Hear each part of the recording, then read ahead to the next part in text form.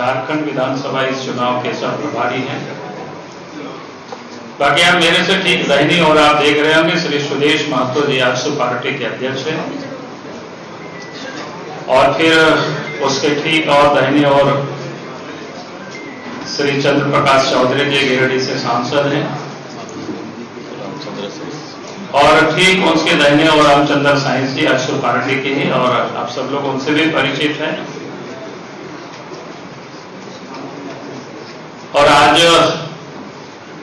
आप देख रहे होंगे कि हम सब लोग संयुक्त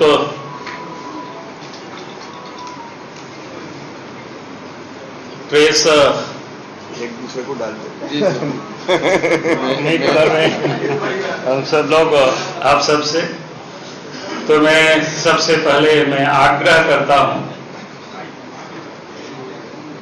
भारत सरकार के कृषि मंत्री और झारखंड इस चुनाव के प्रभारी श्री शिवराज सिंह जी से कि आप प्रेस को संबोधित करें। श्री शिवराज सिंह चौहान।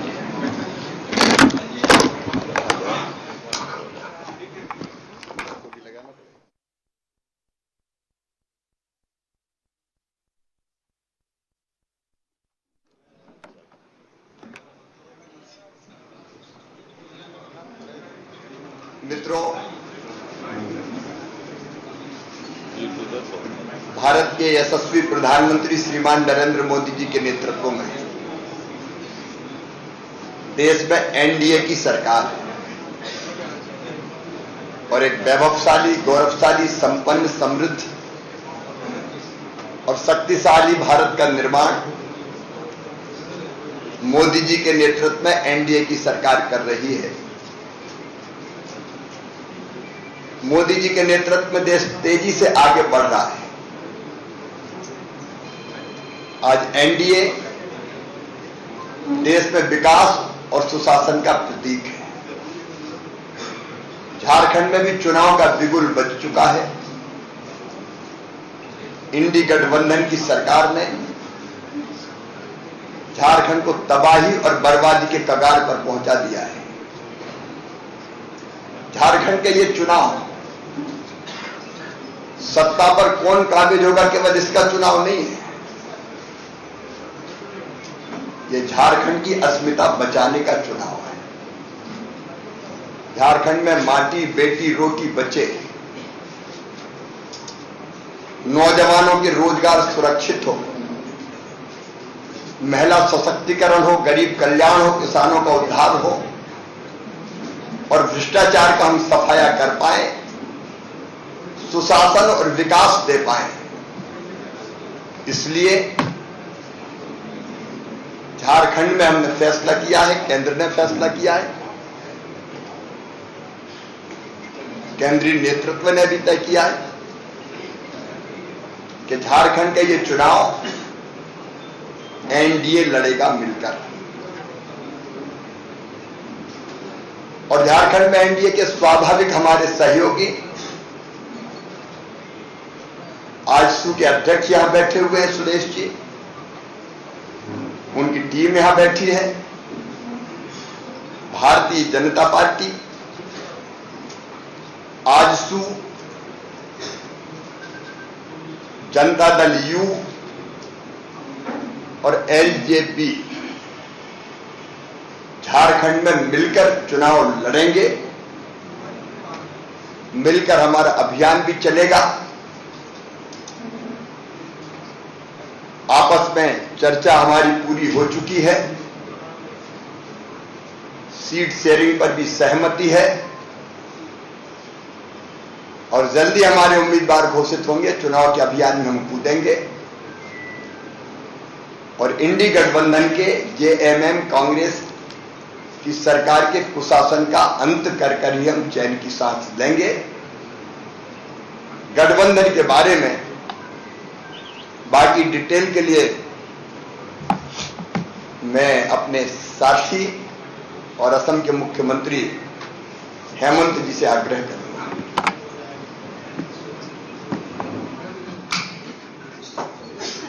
बार-बार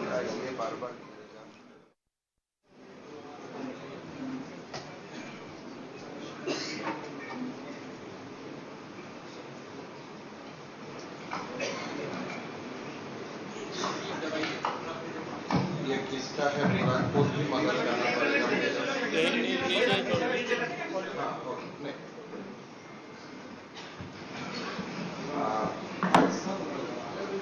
मंच में विराजमान सम्मानीय नेतागण, मैं बहुत ज्यादा भूमिका नहीं बनाना चाहूंगा, लेकिन हमारे आदरणीय कृषि मंत्री शिवराज सिंह चौहान जी ने आप लोगों को बताया कि ये चुनाव हम प्रधानमंत्री नरेंद्र मोदी जी के नेतृत्व में एज ए एनडीए लड़ना चाहूंगा।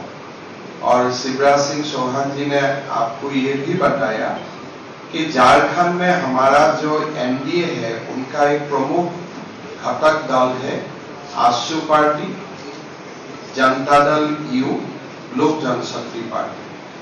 और उस दृष्टिकोण से ये चुनाव हम लोग बीजेपी और ये तीनों पार्टी मिलकर लड़ना चाहूंगा। सीट का चर्चा चल रहा है, आगे भी कुछ चर्चा चलेगा। ऐसा नहीं है कि आज मैं जो बताने जा रहा हूं वही एकदम फाइनल है।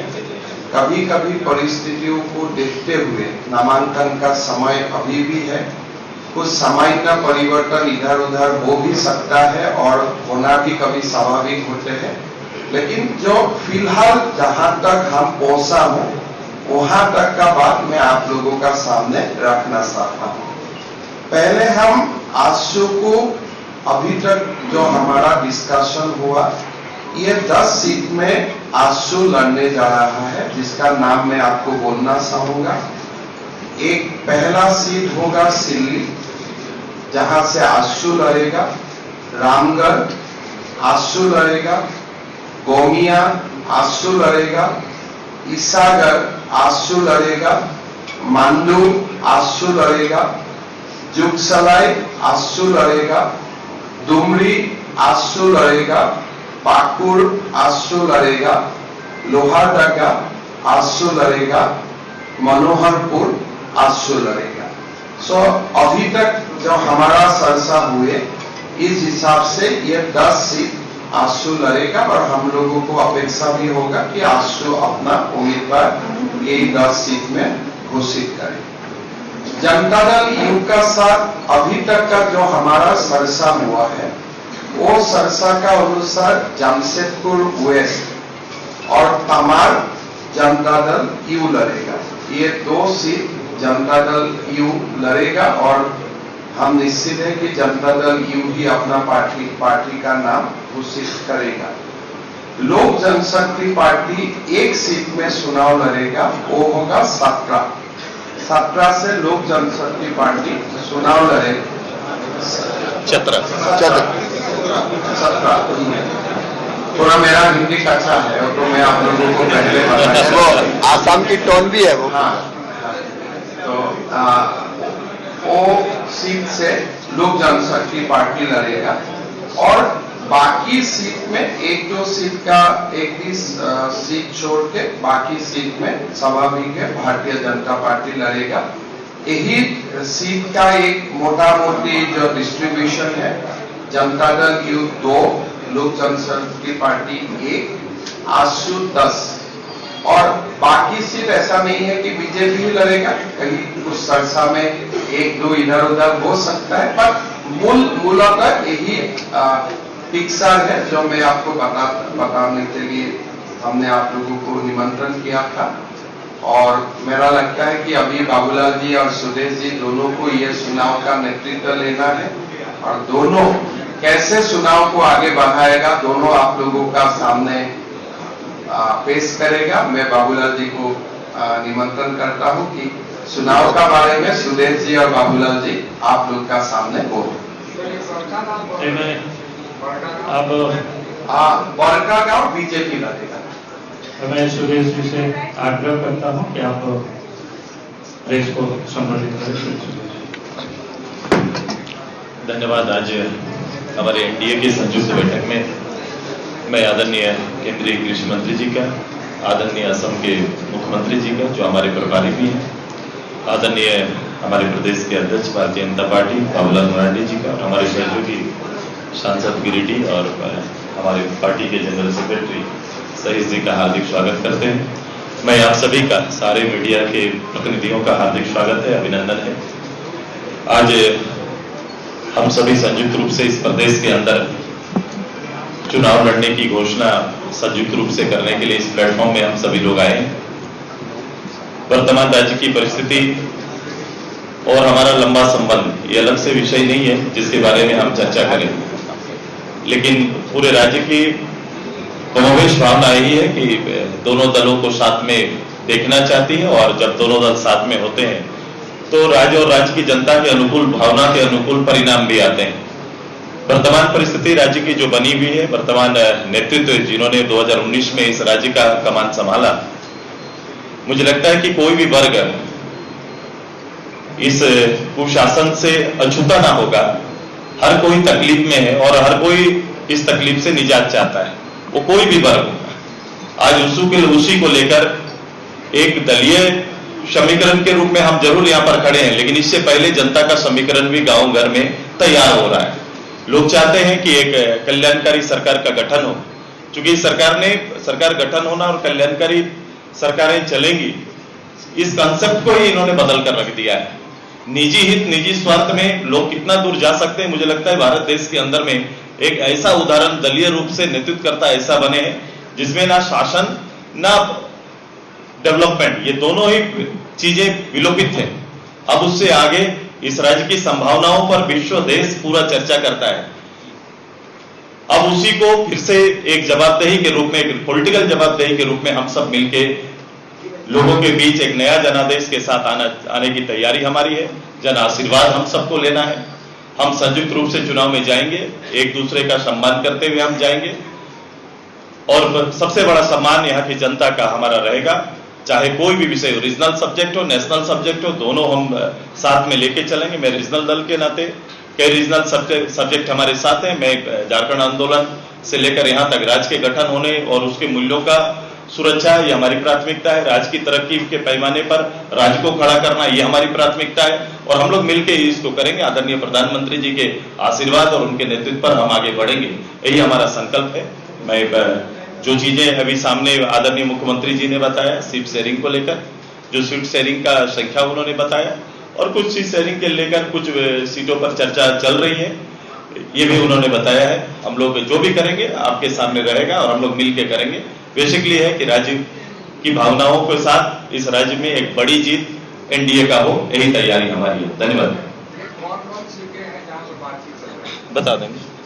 चलिए, बहुत बहुत धन्यवाद। अभी आप सबके बीच में बता ही दिया, सब कुछ आ गया, कोई विषय बचा हुआ नहीं। मैं इतना ही सिर्फ कहूंगा कि झारखंड में जो इन 5 वर्षों में झारखंड की जनता ने जो झेला है, चाहे वो किसान हो, महिलाएं हो, नौजवान हो, यानी सभी को पूरे 5 वर्षों तक अपने आप को ठगा सा महसूस किया। अब एनडीए गठबंधन ये चाहेगी कि हम सब इस प्रदेश में इस तकलीफ से जनता को हमें निकालना, क्योंकि एक तो मां बहनों को सुरक्षा की हमें गारंटी देना, मां बहनों को सशक्तिकरण करना, हालात से बनी हुई। और मैंने कहा संबंध बताने की आवश्यकता नहीं है आपको। हम लोग आपस में समन्वय किए। एक शब्द हम लोग कभी भी गठबंधन के बारे में, न भारतीय जनता पार्टी से, न आजसू से आपने कभी ना सुना होगा। जब निर्णय आया तो हम आपके पास आए। ये कब तक आप भाई आज से नॉमिनेशन शुरू हो गया। ये हम लेट हैं। ऐसा हुआ है।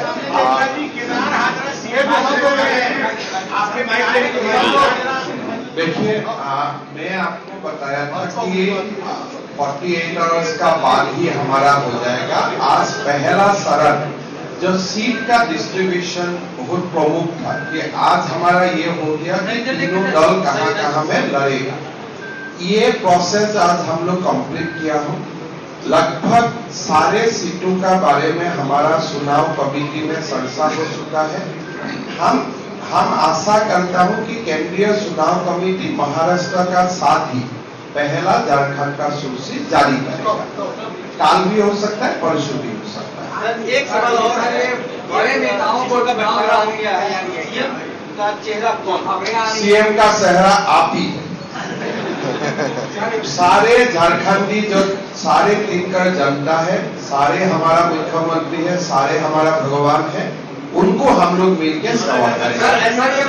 हम आपको बताया ना, कोई जवाब है, ये पूरा जवाब है। इस जवाब से ही आप ये समझ लीजिए कि हम जब भी कुछ सिद्धांत होता है आपका सामने आता हूं, और जब जब सिद्धांत होगा तभी हम ना जवाब दूंगा। सिद्धांत के लिए देखिए, अभी आप देखिए, आप लोगों को मैं यही बताऊं कि ये चुनाव बाबूलाल मरांडी जी, सुदेश महतो जी, ये सारे नेताओं का नेतृत्व में लड़ा जाएगा। संफाई सोरेन जी हमारा नेता है, अमर बाबरी जी हमारे नेता है, सारे लोगों का नेतृत्व में चुनाव लड़ा जाएगा। और मुख्यमंत्री भी कौन बनेगा हमारे जब तैयार हो जाएगा, निश्चित हो जाएगा, आपको बताया जाएगा। एक एक करके सुनिए ना, एक ही दिन में पेपर का हेडलाइन क्यों लेते हैं? अशोक भाई देखो, इतना ही बात है, जो हमारा पास इंफॉर्मेशन होता है हम लोग शेयर करता है। उससे ज्यादा आप हमें इंफॉर्मेशन मांगेगा तो हम कहां से दूंगा, बताइए। बीच में सच्चाई है क्या नहीं? बड़े नेताओं में नाम अन्नपूर्णा देवी का आ रहा है, तो मीडिया में आप खबरें चल रही हैं। देखिए, झारखंड का सारा कार्यकर्ता हमारा बड़े नेता है। काल भी आपको सारे सूची मिल जाएगा, नहीं तो परसों मिल जाएगा। हम अटकलें क्यों लगाता हूँ? और हमारे लेवल में अगर मैं आपको हिंट देना शुरू करता हूँ, ये ठीक जाएगा क्या? आपको हिंट देने का तो हम तो सूची दे दूंगा, हिंट क्यों दूं? आपको देखिए, आज कृपा करके आप बहुत ज्यादा क्वेश्चन मत कीजिए। तो हमारे लिए आज बहुत ही महत्वपूर्ण दिन है कि हमने एनडीए का सीट शेयरिंग कंप्लीट कर लिया, और उससे बड़ा न्यूज आज आपके लिए क्या हो सकता है? उसी पे पूछ रहा हूँ सर। हाँ। आपने बोला कि ये सील हो चुका है, नंबर भी आपने बताया, बट यू आर सेइंग कि अभी भी कुछ सीटों पे ओपन है डिस्कशन। तो डिस्कशन जेडीयू से प्रॉब्लम है, आजसू से नहीं, प्रॉब्लम वो प्रॉब्लम वो नहीं है। जब अपोनेंट का नामांकन हम लोग देखता हूँ, तब स्ट्रेटेजिकली हर चुनाव में 1-2 सीट ट्रेवल करता है। अभी जेएमएम और कांग्रेस का सूची हमारा सामने नहीं है, तो ये डिस्कशन इसके लिए इनकंक्लूड है। जब जेएमएम और कांग्रेस का सूची हमारा सामने आएंगे, हो सके बीजेपी का कोई सीट हम आजसू को देना पड़ेगा, आजसू का कोई सीट हमें लेना पड़ेगा। तो ये स्ट्रेटेजिकल रीजन का कारण हमने रास्ता हमेशा थोड़ा खोल के रखता। इसलिए मैं अगर आपको आधा ट्रूथ बोलो, फिर बोला गया हेमंत जी आप तो बोला था सारे कंप्लीट हो चुका है, आज ये सीट आजसू में कैसे गया, आज ये सीट बीजेपी में कैसे आया? तो कुल आंसर यही है कि हम रास्ता बंद नहीं करता हूं। जब चुनाव का आखिरी नामांकन का 4 बजे समय नहीं आएगा, तब तक हम थोड़ा रास्ता खोल के रखना। और ये जो हम बोला ना 1-2 सीट का बाकी है, उसी सिलसिला है। ये कोई ऐसा नहीं है कि कोई सीट के लिए खटास है, कोई सीट के लिए झगड़ा है, वो नहीं है। आपने जैसे मुझको पूछा बड़का गांव कहा जाएगा, मैं डायरेक्ट आंसर दे दिया। लेकिन हमारा हाथ में भी जो सीट है, या आजसू का हाथ में भी कोई सीट है, कल सामने वाला का कैंडिडेट देखने का बाद अगर हमारा लगे कि थोड़ा इधर उधर होने में हमको थोड़ा एडवांटेज मिलेगा, हम तो चुनाव जीतने के लिए लड़ा हूं, हम तब उसी रास्ता में चला जाऊंगा।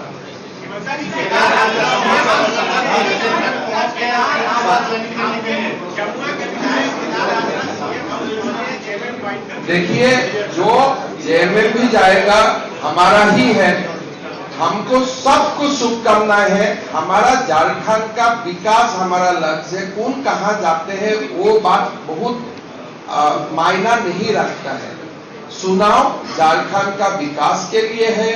अगर हम भी हेमंत सोरेन का घर तक चला जाने से झारखंड का विकास होता है, होना चाहिए, तो हम चुनाव कोई ऐसा नहीं है, जो भी जाए अच्छा हो, लोग अच्छा सरकार चुने, लोग प्रभावी सरकार चुने, झारखंड का एक बहुत बड़ा विकास हो, भारत का पहला 5 स्टेट में झारखंड का नाम आए, ये बड़ा मुद्दा है। कौन कहां जा रहा है ये हमारे लिए कोई मायना नहीं रखता। ठीक है, चलिए अब उठ जाते हैं। मैं आपको दोबारा आंसर देता हूं। आजसू आजसू, जनता दल और लोजपा का साथ कोई सीट का सरसावर बाकी नहीं है। क्या बाकी है? स्ट्रेटेजी के लिए अगर हमें लगता है कि कोई एक सीट में, 2 सीट में आजसू आगे और लड़ने से हमारा गठबंधन का फायदा होगा, या आजसू को लगे कि ये सीट में बीजेपी लड़ने से गठबंधन का फायदा होगा, तो ये गठबंधन का फायदा के लिए हम नामांकन का अंतिम तिथि तक पूरा रास्ता खोल के रखता है। जब बीजेपी का भी सीट अनाउंसमेंट होगा तो आपको लगेगा कि 1-2 सीट हम लोग खोल के रखूंगा। सरसा और स्ट्रेटेजी।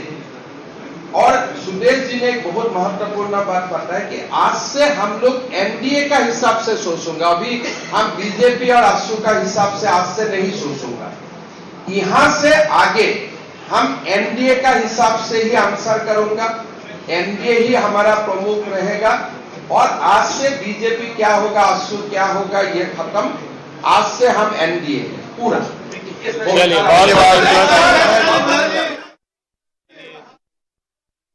प्रणाम करते हुए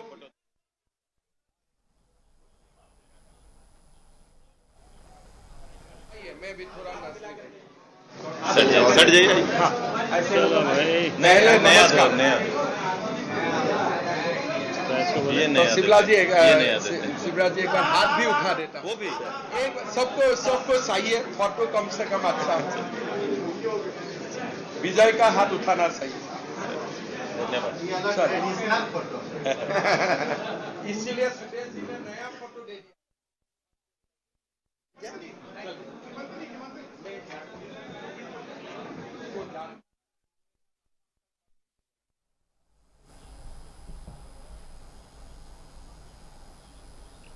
तो बीजेपी दफ्तर से ये तस्वीरें आप देख पा रहे थे, जहां बीजेपी के चुनाव प्रभारी शिवराज सिंह चौहान, सह प्रभारी हिमंता बसवा शर्मा, प्रदेश अध्यक्ष बाबूलाल मरांडी, आजसू सुप्रीमो सुदेश महतो, चंद्र प्रकाश चौधरी एक मंच पर नजर आ पा रहे थे। प्रेस वार्ता के दौरान ये चीजें स्पष्ट हो पाई है कि किस तरीके से एनडीए में सीट बंटवारे होंगे। आजसू को 10 सीट दिया गया है एनडीए के भीतर, और 81 में से 10 सीटों पर आजसू चुनाव लड़ता हुआ नजर आएगा। सिल्ली, रामगढ़, पाकुड़, मनोहरपुर, गोमिया, मांडू के साथ साथ अन्य सीटें भी हैं, जिनमें लोहरदगा, डुमरी, जुगसलाई और ईचागढ़ है, जहां से आजसू 2024 के विधानसभा चुनाव में लड़ता नजर आएगा। वहीं एनडीए में जदयू की बात करें तो यहां जदयू को 2 सीटें दी गई है, जहां 81 में से 2 सीटों पर जदयू चुनाव लड़ता हुआ नजर आएगा, और ये सीटें होंगी पश्चिमी सिंहभूम और तमाड़। ये 2 महत्वपूर्ण सीट जदयू के खाते में है, और 1 सीट एलजेपीआर को दी गई है एनडीए में, जहां चतरा सीट से एलजेपीआर चुनाव लड़ता हुआ नजर आएगा। तो ये महत्वपूर्ण सीटों का बंटवारा हो चुका है। जिस तरीके से 15 अक्टूबर की तारीख को घोषणा हुई थी, तारीखों की घोषणा हुई थी चुनाव को लेकर, अब जो सस्पेंस था, जो लोगों के भीतर सवाल थे कि आखिरकार एनडीए और आईएनडीए के भीतर सीट बंटवारा किस तरीके से होने वाला है, सीट शेयरिंग का फॉर्मूला क्या कुछ होगा, क्योंकि 2019 का समीकरण कुछ और था। इस बार 2024 में आजसू बीजेपी एक साथ चुनाव लड़ रहे हैं, तो ऐसे में सीट बंटवारे को लेकर कई सवाल खड़े हो रहे थे, और जो पहले भी ये बातें छनकर सामने आ रही थी कि बीजेपी 10 या आसपास 11 सीटें जो है वो दे सकता है अपने सहयोगी दलों को, और यही मुहर लगती हुई भी नजर आई है। न्यूज 11 भारत ने भी ये पुख्ता जानकारी लगातार अपने दर्शकों तक साझा किया है कि वो कौन सी महत्वपूर्ण सीटें होने वाली हैं जिनमें सीट बंटवारा होने वाला है। मुख्यतः अगर एनडीए के भीतर हम देखें तो बीजेपी, आजसू, जदयू और एलजेपीआर, ये 4 सहयोगी दल मिलकर एनडीए का नेतृत्व करते हुए नजर आएंगे, क्योंकि आपने सुना आजसू सुप्रीमो सुदेश महतो को भी, उन्होंने साफ कह दिया है कि आज से हम बीजेपी और आजसू नहीं, आज से हम एनडीए हैं, और एनडीए के तरह ही हम चुनाव लड़ेंगे, और ये तमाम सहयोगी दल का एक ही लक्ष्य है, कमल खिलाना और झारखंड में बीजेपी के नेतृत्व में सरकार बनाना। तो ये बातें आज छनकर सामने आ पाई है। आपने सुना है बीजेपी के चुनाव प्रभारी है शिवराज सिंह चौहान, प्रदेश प्रभारी हिमंता बिस्वा शर्मा को आप सुन रहे थे। उन्होंने एक बात का एक और जिक्र करा है, उन्होंने कहा है कि जैसे ही ओपोनेंट्स के सीट बंटवारे की घोषणा होगी, उम्मीदवारों के लिस्ट सामने आएंगे, जरूरत पड़ने पर कुछ महत्वपूर्ण सीटों का फेरबदल भी हो सकता है। यानी कि अगर बीजेपी या आजसू को ऐसा लगता है कि जहां ओपोनेंट से कोई उम्मीदवार मजबूती के साथ खड़ा होगा तो ऐसे में बीजेपी सीट बदल सकती है, बीजेपी आजसू की सीट ले सकती है या आजसू बीजेपी की सीट ले सकती है। ये जानकारी हेमंता बिस्वा शर्मा ने आज प्रेस वार्ता के दौरान दी है। एक बार वापस से ये जानकारी अपने दर्शकों तक हम साझा कर दे रहे हैं। एनडीए में सीट शेयरिंग का फॉर्मूला तय हो चुका है। 68 सीटों पर बीजेपी अपना उम्मीदवार उतारने वाली है। आजसू विशेष की बात करें तो यहां से 10 आजसू को सीट मिले हैं, जेडीयू को 2 मिले हैं, एलजेपीआर को 1 सीट मिलता हुआ नजर आया है। आजसू की उन 10 सीटों की बात करें तो इन 10 सीटों में सिल्ली है, रामगढ़ है, गोमिया है, ईचागढ़, मांडू, जुगसलाई, डुमरी, पाकुड़, लोहरदगा, मनोहरपुर, ये 10 महत्वपूर्ण सीटें आजसू को मिलती हुई नजर आई है। जदयू की बात करें यानी कि जनता दल यूनाइटेड पार्टी की बात करें तो उनके खाते में 2 महत्वपूर्ण सीटें आई हैं। ये 2 महत्वपूर्ण सीटें हैं जमशेदपुर पश्चिमी और तमाड़। एलजेपीआर के खाते की अगर बात करें तो इनके खाते में चतरा की सीट आई है। तो ऐसे में अब एनडीए इस नेतृत्व के साथ चुनाव लड़ता हुआ नजर आएगा। किस तरीके से यहां 2024 में कमल खिलाना है, इस बात का जिक्र भी किया जाएगा। और एक बात और हेमंता बिस्वा शर्मा ने यह स्पष्ट कर दिया है, ज्यादा वक्त ना लेते हुए कल या परसों तक उम्मीदवारों के नाम की घोषणा भी कर दी जाएगी। कौन से उम्मीदवार कौन से विधानसभा क्षेत्र का प्रतिनिधित्व करते हुए नजर आएंगे, इसकी भी घोषणा जल्द कर दी जाएगी। और इन्होंने ये स्पष्ट किया है, जब तक नामांकन की तिथि सामने ना आ जाए, नामांकन का अंतिम वक्त ना सामने आ जाए, तब तक पार्टी ये गहन चिंता जरूर करेगी कि कौन सी जगह से कौन से उम्मीदवार जीत हासिल करते हुए नजर आएंगे।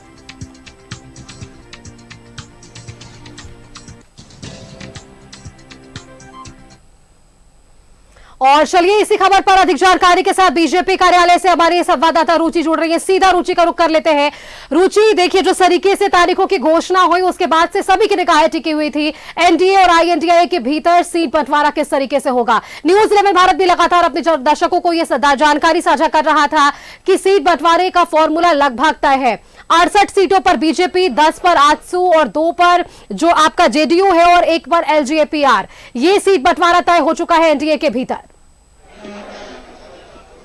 हाँ बिल्कुल सुस्मिता, देखिए जो हुआ की स्थिति थी कि सीट शेयरिंग यानी कि सीट डिस्ट्रीब्यूशन को लेकर के क्या रहेगा, यानी कि एनडीए खेमे में कहीं कोई किंतु परंतु ना आए, क्या आजसू इतने सीटों पर तैयार होगी। हालांकि हेमंता बिस्वा शर्मा ने इससे पहले भी स्पष्ट किया था कि आजसू से लगभग 10 सीटों पर बात बनेगी, यानी कि 9 से अधिक सीटें जो है वो आजसू के खाते में जाएंगी। हालांकि आज के प्रेस कॉन्फ्रेंस में उन्होंने कहा भी है कि कुछ बदलाव जो है वो किए जा सकते हैं। ये अंतिम नामांकन की जो अंतिम तिथि होगी, अंतिम तिथि तक कुछ सीटों पर विचार भी किया जा सकता है। लेकिन देखिए जहां तक बात है जदयू के साथ, तो जदयू भी 2 सीट पर लड़ेगी। वहीं अगर एलजेपी की बात की जाए तो एलजेपी के खाते में भी 1 सीट गई है। तो ऐसे में कह सकते हैं कि सीट शेयरिंग पर अब स्थितियां स्पष्ट हो गई हैं, लेकिन प्रत्याशियों के नाम पर अभी भी संशय बरकरार है। उसके लिए 1-2 दिन और इंतजार करना पड़ेगा। जहां तक बात रही प्रदेश अध्यक्ष बाबूलाल मरांडी हो, शिवराज सिंह चौहान हो, असम के मुख्यमंत्री हेमंता बिस्वा शर्मा हो या फिर आजसू सुप्रीमो सुदेश महतो, उन्होंने कहा है कि अब ये बीजेपी और आजसू नहीं है, अब ये एनडीए खेमा है और लक्ष्य एक होना चाहिए कि कैसे इस राज्य को भ्रष्टाचार से मुक्त करना है, कैसे इस जो कुशासन की सरकार चल रही है, जो सरकार के पास न नीति है न नियत है, उन्हें कैसे हटाना है, राज्य की जनता के लिए कार्य करना है। बेटी रोटी माटी का सवाल है, तो इस बेटी रोटी माटी के लिए हमें चुनावी मैदान में उतरना है।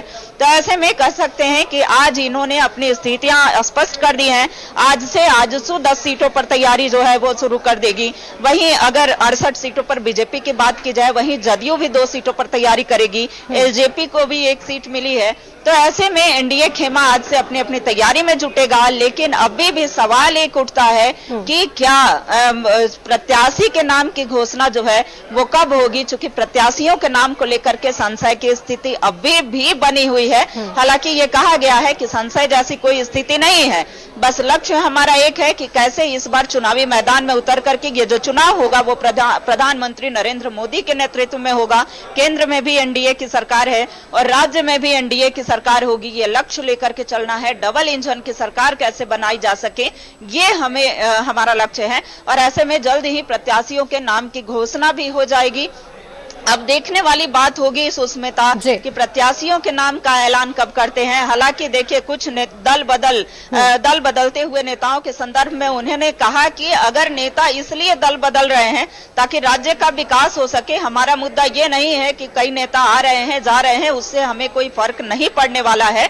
नेता आए जाए उससे कुछ भी फर्क नहीं पड़ेगा। हमारा लक्ष्य है कि बेटी रोटी और माटी की चिंता करें, कैसे भ्रष्टाचार मुक्त शासन यहाँ पर हो सके, कैसे उन 5 राज्यों में, देश के उन 5 राज्यों में बीजेपी यहाँ झारखंड का नाम आ सके, ये हमारा लक्ष्य है। तो देखना होगा कि इन लक्ष्य के साथ जब बीजेपी आगे बढ़ रही है, जब चुनावी मैदान में उतर रही है, चूंकि आज से नामांकन की प्रक्रिया प्रारंभ हो चुकी है, लेकिन जब तक प्रत्याशियों के नाम क्लियर नहीं होते हैं तब तक नामांकन की प्रक्रिया एनडीए खेमा में जो है वो शुरू नहीं होगी। तो अभी 1-2 दिन और इंतजार करना पड़ सकता है सुष्मिता। बिल्कुल रुचि, जो सारांश था वो आपने बेहतर तरीके से समझाया है कि किस तरीके से एनडीए के भीतर सीट शेयरिंग का फॉर्मूला तो तय हो गया है, लेकिन जो बात का जिक्र हेमंता बिस्वा शर्मा ने भी कहा कि जब तक ओपोनेंट्स की सूची सामने नहीं आ जाती है, जब तक ओपोनेंट्स के उम्मीदवार के नाम की घोषणा नहीं हो जाती है, उस हिसाब से एनडीए जो है वो सीट फेरबदल भी कर सकता है। यानी कि आजसू को यदि लगेगा कि इस सीट से बीजेपी अगर कैंडिडेट चुनाव लड़ता है और ओपोनेंट की हार होती है तो यहां सीट बंटवारे जो एक्सचेंज है वो अंतिम समय तक हो सकता है। ये हेमंता बिस्वा शर्मा ने कह दिया है आज प्रेस वार्ता के दौरान।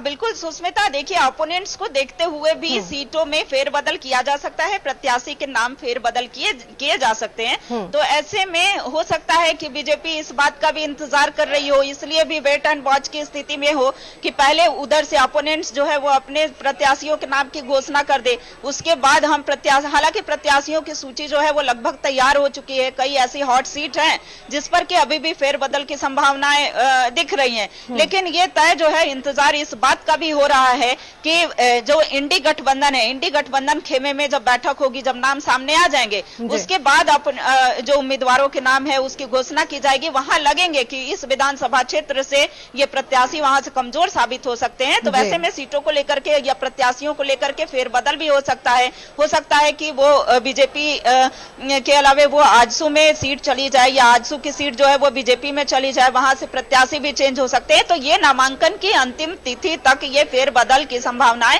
बनी रहेंगी, लेकिन फिलहाल ये देखने वाली बात होगी कि जब 1 से 2 दिनों में सूची जारी होती है तो वो कौन कौन से नाम जो हैं वो निकल करके सामने आते हैं। इस बात का इंतजार देखिए बीजेपी के नेता, कार्यकर्ता और राज्य की जनता, ये तीनों कर रही है। और देखने वाली बात होगी कि इस बार बीजेपी चुनावी मैदान में, चूंकि जनता ही सर्वोपरि होती है और इस लोकतंत्र में जनता मालिक होती है, जनता के सिर पर ताज पहनाती है, लेकिन उससे पहले ये प्रत्याशी किसे चुनते हैं, किस विधानसभा क्षेत्र से कौन प्रत्याशी होगा। हालांकि अंदर खाने में सारी चीजें क्लियर हो चुकी हैं, कुछ सीटों पर सामंजस्य स्थापित करने का प्रयास किया जा रहा है, तो अब थोड़ा इंतजार जो है वो और करना होगा सुष्मिता। बिल्कुल रुचि, जिस तरीके से एनडीए वेट एंड वॉच की स्थिति में है, आईएनडीआईए के भीतर भी मुझे लगता है कि यही हलचलें होंगी और निगाहें इस पर ही टिकी होगी कि सीट बंटवारा किस तरीके से फॉर्मूला तय किया गया है और अब ओपोनेंट भी उसी हिसाब से अपने भीतर सीट बंटवारा करेगा। अब जो नजर टिकी है वो है उम्मीदवारों की लिस्ट पर,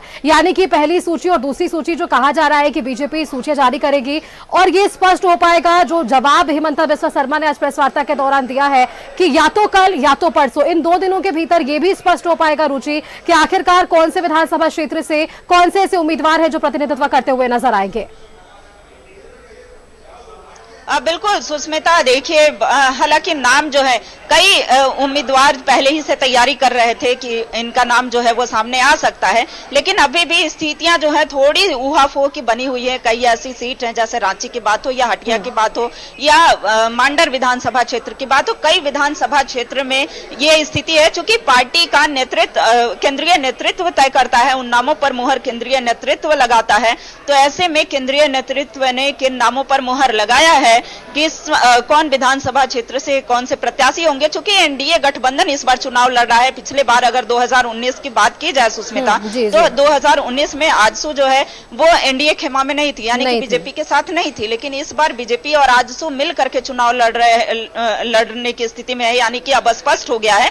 तो वैसे में इस बार एनडीए खेमा जो है वो मजबूत दिख रही है, मजबूती से चुनावी मैदान में उतर रही है और कई ऐसे राज्य के ज्वलंत मुद्दे हैं। चूंकि देखिए आजसू क्षेत्रीय पार्टी है और क्षेत्रीय पार्टी होने के नाते कई ऐसे मुद्दे हैं, इनके पास स्थानीयता का मुद्दा है जो, और पिछली बार सरकार ने जितने भी वादे किए थे, चाहे वो 5 लाख रोजगार का मुद्दा हो, चाहे वो बेरोजगारी भत्ता का मुद्दा हो, महिला सुरक्षा का मुद्दा हो, तो कई ऐसे मुद्दों को लेकर के ये चुनावी मैदान में है। और ये कहना है कि सिर्फ परिवार का ही जो है अगर विकास हुआ है तो सिर्फ परिवार का हुआ है, ना कि राज्य का विकास हुआ है। तो राज्य को उस गर्त में धकेलने का कार्य, कई ऐसे आरोप जो है, चाहे वो बाबूलाल मरांडी की बात हो, चाहे वो सुदेश महतो की बात हो, ये लगाते हुए सीधी तौर पर देखे गए। और उन्होंने कहा कि बेटी रोटी और माटी का सवाल है और ऐसे ही हम इसे यूं ही नहीं जाने देंगे। बांग्लादेशी घुसपैठ का मुद्दा उन्होंने उठाया, संथाल परगना में घटती आबादी का उठाया। आज कहा कि संथाल परगना में डेमोग्राफी जो है वो पूरी तरह से बदल चुकी है।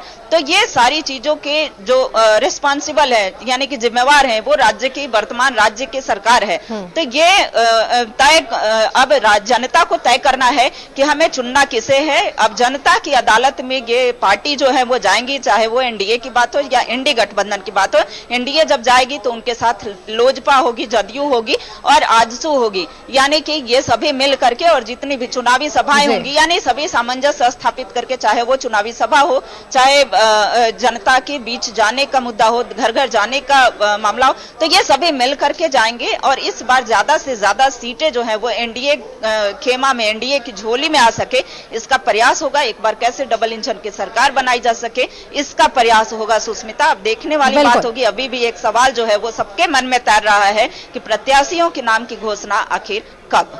जी बिल्कुल रुचि, चलिए बहुत बहुत शुक्रिया रुचि आपका हमारे साथ जुड़ने के लिए और तमाम अपडेट्स हमारे दर्शकों तक साझा करने के लिए। और देखिए अब ये लगभग तय है कि कौन सी सीटों पर एनडीए के भीतर कौन से पार्टी नेतृत्व करते हुए नजर आएंगे। और ये सवाल भी कि क्या 2019 के चुनाव से सीख लेते हुए 2024 में जो एनडीए की गठबंधन बनी है, यहां डबल इंजन के नेतृत्व में सरकार बनती है या नहीं। मेरे साथ फिलहाल इस बुलेटिन में इतना ही। आगे आप देखते रहिए न्यूज़ 11 भारत। नमस्कार।